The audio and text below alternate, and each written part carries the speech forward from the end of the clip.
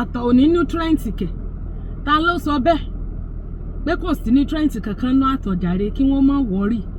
mo ti rí táwọn èèyàn kan send fídíò kan sí mi ṣe rí most wa a máa ń act bí illiterate téèyàn bá sọ̀rọ̀ fún wa why can't we go and do research about it àtọ̀ wo ni ò ní nutrient tá bá fẹ́ sọ̀rọ̀ celibacy as a matter of fact gbogbo àwa tá máa ń sọ̀rọ̀ sex and moral online ó fẹ́ mọ́ sẹ́ni tó sọ̀rọ̀ celibacy tó mi there are a lot of fans tí mo ní tó jẹ́ pé torí fídíò celibacy yẹn náà ṣe láwọn torí ẹ̀ tẹ̀lé mi pé because tó bá jọ́rọ̀ sex and moral ń sọ̀rọ̀ kìíní ni pé there are a lot of people tó ń ṣe pé bẹ́ẹ̀ celibacy yẹn is what makes it unique fáwọn. I've always talked about celibacy tá a bá fẹ́ ṣe sọ̀rọ̀ celibacy let us talk about it strictly pé abstinence I was once a celibate now so tá a bá ń sọ̀rọ̀ pé káwọn èèyàn má dóko of course somebody can abstain from oko ṣùgbọ́n pé káwá ní àtọ̀ kò ní nutrient bí ìgbà téèyàn bá kàn fẹ́ lọ kọ́ àwọn èèyàn gbòdo ni kò sí classes of food tí ò sí nínú àtọ̀ celibacy is a good thing somebody can choose to be a celibate pé òun ò fẹ́ dóko mọ́ mo rí alájà kan tí wọ́n ń sọ̀rọ̀ yẹn pé ọjọ́ táwọn bá tún dóko ọjọ́ yẹn lọ táwọn máa parí pé àwọn ti abstain àwọn ti is a decision ni ṣùgbọ́n pé káwá torí ìyẹn nítorí pé baálé ilé fọ́ lójú ká mọ̀ pẹ̀lẹ́fọ́ àtọ̀ wo ni ò ní nutrient carbohydrate protein fat and oil mineral vitamins kò sí any classes of food tí ò sí ń bẹ̀ tí ò sí nínú àtọ̀ ṣó ti yé wa so bẹ̀tà bá fẹ́ sọ pé káwọn èèyàn abstain we have always talked about the fact that this thing you reserve it until tó bá lọ́kọ ni ṣùgbọ́n ká wá sọ pé bóyá a fẹ́ discourage àwọn èèyàn pé kí wọ́n mọ̀ dóko ká wá mọ̀ torí ẹ̀ sọ pé nísìn báyìí we all know that apple is nutritious ká wá torí pé bóyá àwọn kan ò rówó ra apple jẹ ká wá sọ pé apple hàn tó ń jẹ náà kì náà ń rí ń bẹ̀ ta ló sọ fún pátọ̀ ní nutrient fructose monosaccharide ni is a form of carbohydrate tó wà nínú àtọ̀ fúnra ẹ̀ ó contain over 200 proteins ṣóyé wa bẹ́yẹn àwa ní oúnjẹ tá a bá ti jẹun àti wà okay food is good bẹ́ẹ̀ gbogbo oúnjẹ tá à ń jẹ ló ti wà processed àtọ̀ ń tiẹ̀ natural ni ṣé máa ń gbé àtọ̀ kaná kó tó wọnú ara èèyàn ni naturally is coming raw so àtọ̀ has a whole lot of vitamins minerals carbohydrates sugars it has vitamin C ascorbic acid ó wà níbẹ̀ fat and oil ibi seminal vesicle ní fat and oil ti máa ń wà added to it ṣóyè wà bẹ́ẹ̀ yẹn then it contains calcium copper manganese magnesium selenium zinc tó máa help ara ẹ̀ láti produce protein ó wà nínú àtọ̀ then spermine tó máa ń remove wrinkle ó wà nínú rẹ̀ then chlorine wà ń bẹ̀ lactic acid citric acid all these things are there. You understand? Just that kó tó ra àwọn results yìí you have to consume it in a very large quantity. Kò ń ṣe tó ń ṣe one off. Ṣóyè yín la ṣe sọ pé tó bá fẹ́ enjoy gbogbo àwọn nutrients yìí má rì ná. Tó bá ti lọ́kọ kò ń ṣàwọn oko tó bá ti lọ yọ kẹ́lẹ́kẹ́lẹ́ ṣe wàá tún lọ ó tún di ẹ̀yìn ọjọ́ mélòó tó bá ti lọ́kọ ọkàn rẹ̀ á balẹ̀ síbẹ̀. You understand? So gbogbo àwọn nutrients yìí ó wà nínú àtọ̀ tó ń help ara nǹkan tó máa ń ṣẹlẹ̀ ni pé most àwọn èèyàn wọn celebrate kan tó lọ́kọ ẹni tí ò bá celebrate kó tó lọ́kọ tó yẹ pé kó tó lọ́kọ ló ti ń dókódókó tó bá lọ́kọ ìyàtọ̀ yẹn ò ní hàn lára rẹ̀ changes yẹn ò ní wà observable bẹ̀tẹ̀ bá rẹ́ni tó abstain tó practice strict celibacy tó wá ṣe lọ́kọ ẹ fún ní ọdún kan tóun àtọkọ yẹn bá jọ wà dáadáa tọ́jọ́ ń gbé steady tọ́jọ́ wà dáadáa tán dẹ̀ ní regular ìbálòpọ̀ ẹ rí wípé ìyàtọ̀ yẹn máa wà lára ẹ̀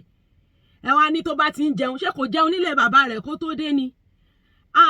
fídíò yẹn bí ìgbà tẹ bá underrate bí ìgbà tẹ bá make àtọ̀ useless tẹ make ọkùnrin useless ni nínú rẹ̀ bí ẹ pé kò important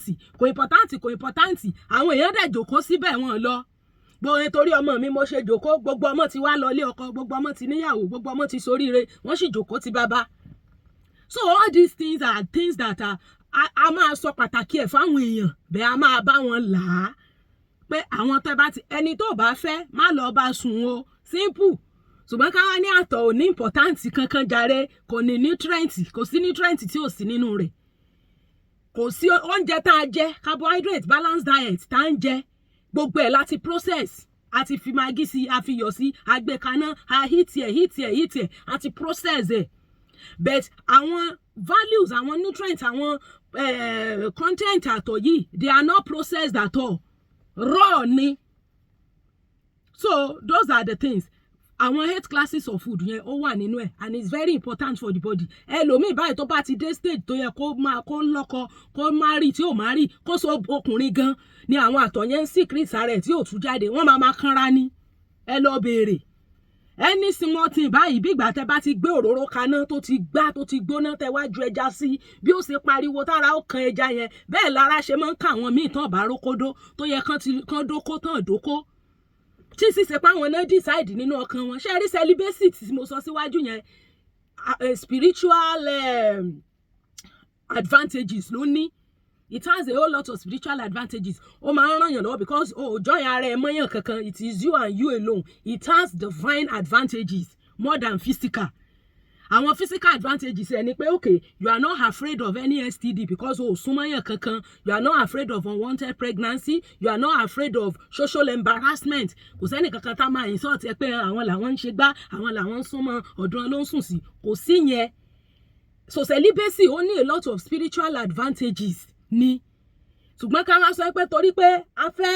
fẹ́ encourage àwọn èèyàn láti celebrate ká wá rule out advantages àtọ̀ advantages okó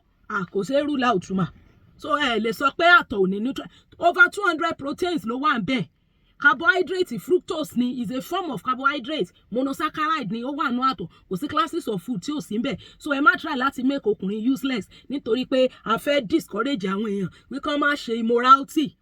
Personally, I've always talked about celibacy. I've always talked about abstinence. I've always talked about moral.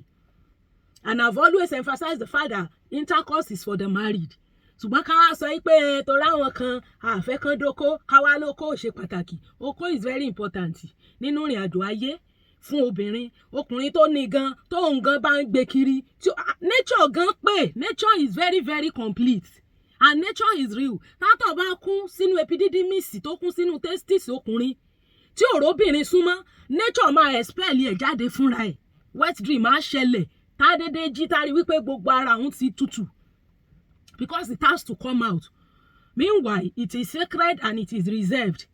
Fún èèyàn téèyàn fẹ́ kì í ṣe pé bóyá illicitly. Ṣùgbọ́n ká sọ pé a fẹ́ discourage immorality ká wá látọ̀ ní nutrient èèyàn kàn máa gbọ́dọ̀ ní o téèyàn bá kọ́ yẹn lẹ́sà fóònù ọwọ́ ẹ̀yẹn tẹ̀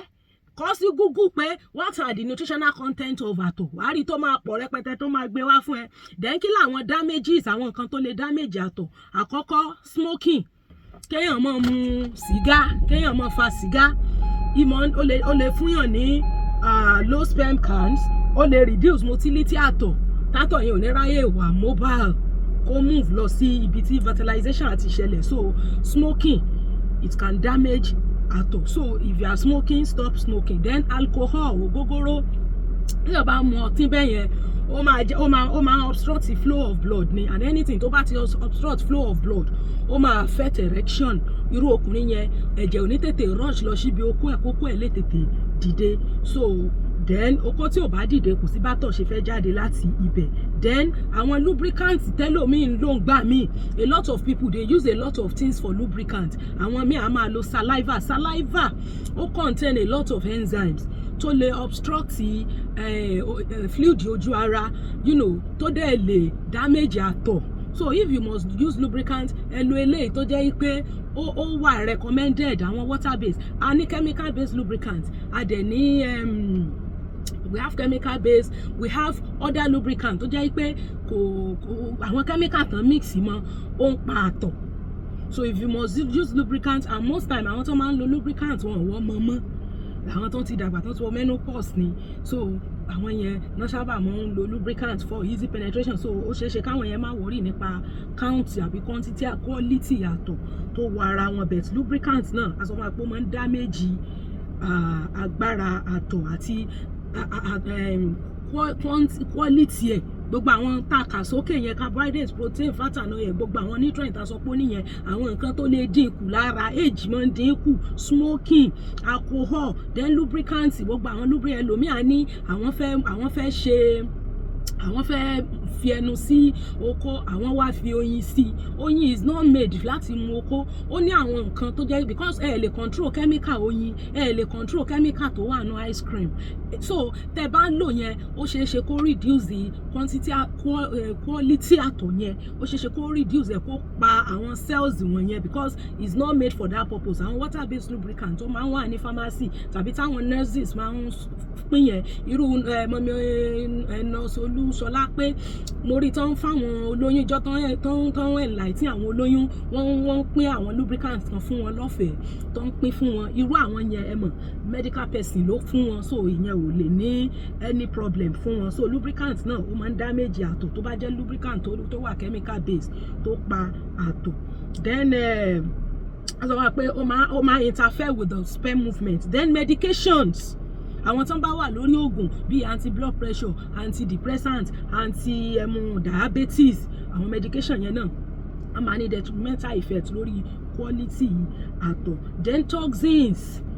àwọn toxins àwọn nǹkan tó jẹ́ pé ó wà poisonous tí ẹlòmíì inject sínú ara as a result of bóyá ẹmọ ìmúkúmu ti pọ̀ jù láyé òde òní people are no longer living natural life bíi kí wọ́n mọ̀ mu àwọn nǹkan àwọn bí àwọn marijuana bí àwọn gbáná gbogbo ìmúkúmu tán máa ń mu mi ìfẹ́ sóyìnbó ẹ̀yẹn ó máa ń damage quality àtọ̀ then stress téèyàn bá ṣe wàhálà téèyàn bá wà overweight tàbí téèyàn bá wọ tight underwear nígbà míì ó máa ń mú ooru mú temperature testicles nígbà tí temperature yẹn bá ti gbóná ó máa pa àwọn àtọ̀ wọ̀nyẹn so cotton pure cotton òun ló dáa láti wọ̀ then radiation from x-ray from chemotherapy from àwọn certain antibiotics kọ̀ọ̀kan tó yẹ pé ó máa ń ní detrimental effects nínú àtọ̀ so it's good to go natural you can eat fruits vegetables green leaves etc all those things they help the quality of àtọ̀ then mo dẹ̀ sọ fún wa mo ní àwọn nutrients mo kà sókè yẹn kò ń ṣe pé ẹ̀ẹ̀kan lọ́dún àbẹ́ẹ̀mejì lọ́dún lọ́sẹ̀ tó wá rí results yẹn o. You know, it has to be a regular and a constant thing. So, àtọ̀ is very, very, very, very nutritious. As a matter of fact, nutrients are in oúnjẹ wa àti process but this one is not processed. So, ẹ má try láti make ọkùnrin useless. Téèyàn bá decide pé òun ò súnmọ́ ọkùnrin mọ́ is a decision. Èèyàn ò lè kú. You know, when you celebrate, you cannot buy. Èèyàn ò lè buy. It's not researchable pé ẹni tí ò bá ti jókòó yóò kú kò síbi tó wà bẹ́ẹ̀. But the nutrients that is available nínú àtọ̀ a lè rule it out o you can't rule it out I'm telling you it's a very very nutritional milk and it is not processed Ọlọ́run ló mọ nǹkan tó fi síbẹ̀ and it's natural so bó ṣe jẹ́ nìyẹn ẹ ṣé gan.